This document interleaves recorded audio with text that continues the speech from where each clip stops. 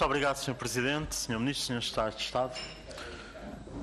O Sr. Ministro tem algum jeito para a comédia ou, para usar uma expressão sua, para ter uma maneira criativa, às vezes, de chamar a atenção por algum assunto ou para desviar a atenção de outros. Mas eu acho que o debate político ganhava com que nós tivéssemos alguma serenidade e nós podemos confrontar-nos e, em termos de ideias, até duramente e com muita assertividade, mas sem sermos constantemente desagradáveis uns com os outros. E se o Sr. Ministro fica incomodado, e provavelmente com razão, quando descontextualizam as suas afirmações ou as suas citações, acho que também não devia fazer o mesmo aos deputados da oposição, como fez ao meu colega João Paulo Correia. E por isso, Sr. Ministro, eu acho que nós devemos debater estes assuntos com a necessária seriedade e tranquilidade. E o Sr. Ministro apresentou-nos aqui uma visão cor-de-rosa da economia em que estava tudo bem. E eu não lhe vou fazer, ao contrário, dizer que está tudo mal, porque é positivo que haja um crescimento ainda que tenue. É positivo que as exportações cresçam, embora o Sr. Ministro devia reconhecer que existe uma desaceleração das exportações e que existem problemas. É positivo que o consumo privado melhore. Outros colegas seus do Governo tinham uma teoria totalmente ao contrário. Também é justo que se diga a influência que tiveram as decisões do Tribunal Constitucional. É justo que se afirme que existiu uma queda de investimento. É positivo uma subida do peso das exportações em termos de criação de riqueza, mas também, Sr. Ministro, temos que ser justos quando debatemos este assunto. Também é preciso ver que a criação de riqueza recuou 12 anos e, portanto, também temos que relacionar os diferentes indicadores. E, Sr. Ministro, nós estamos com dados muito negativos em termos de desemprego, prestações sociais.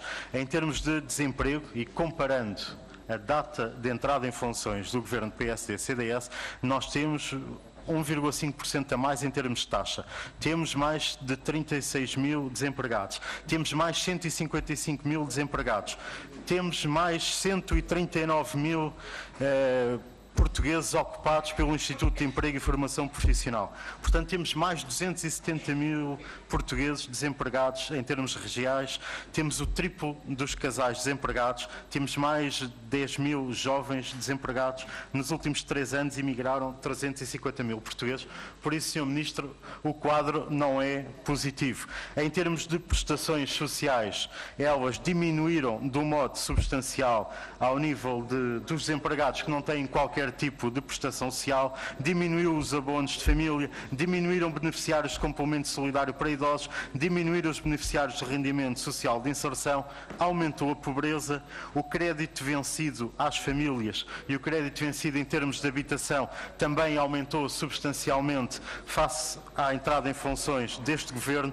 As insolvências também aumentaram face aos dados de há 3 anos e meio atrás. E, portanto, se nós temos alguns aspectos positivos, temos uma situação social que é trágica. E em termos de aspectos positivos, queria registar, Sr. Ministro, e não deixando de passar em claro, que nós concordamos que os dados do turismo são positivos. Eu há pouco tempo tive uma oportunidade de debater esta matéria com o Secretário de Estado, Adolfo Mesquita Nunes, e conseguimos ter um debate, Sr. Ministro, com toda a sinceridade consigo. Às vezes é difícil, porque o Sr. Secretário de Estado não só teve a oportunidade de elogiar vários aspectos do Governo anterior, identificando algumas mudanças que fez face a políticas do passado, e eu tive a oportunidade de reconhecer o que é que tinha sido bem feito no passado e também elogiar aspectos positivos, nomeadamente ao nível da promoção turística que este Governo introduziu. E, portanto, se nós tivermos seriedade a debater estes assuntos, a coisa é muito mais fácil, penso eu, mais construtiva. 2 últimas notas, Sr. Ministro, a ver com os transportes de Lisboa e a ver com a TAP. Sr. Ministro, eu bem sei que a incompetência jurídica no Ministério da Economia, mas também na Presidência do Conselho de Ministros e até no Gabinete do Primeiro-Ministro, ficou à vista com a atrapalhada que nós assistimos publicamente, e temos spots para nos recordarem diariamente na TSF sobre tudo o que tem a ver com os trabalhadores e a TAP e todo esse caderno de encargos. Mas, Sr. Ministro, eu reconheço-lhe mais capacidade do que isso, do que estar aqui a torcer aquilo que é dito, porque propor um contrato interadministrativo não tem nada a ver com adjudicações diretas, com impedir que existam concursos, e eu só não percebo uma coisa, e é a pergunta que lhe deixo, Sr. Ministro.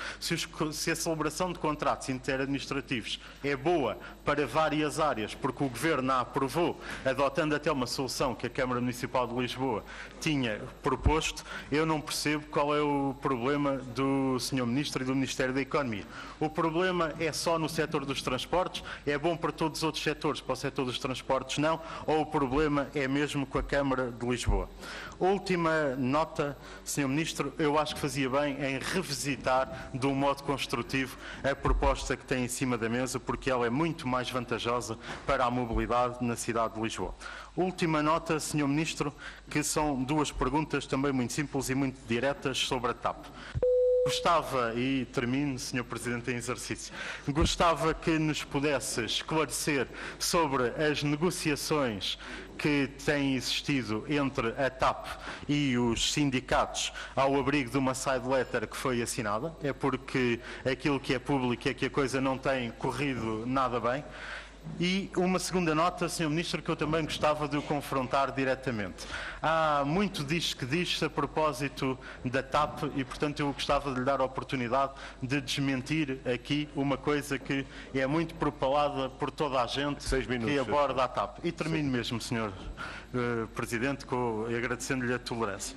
É que há muita gente que diz, porque aqui sim é que estamos perante negociações particulares e adjudicações diretas, mas pelo meio, há muita gente que diz que o Ministério da Economia tem uma preferência por um determinado concorrente, que é o Miguel Paes do Amaral, e que tem procurado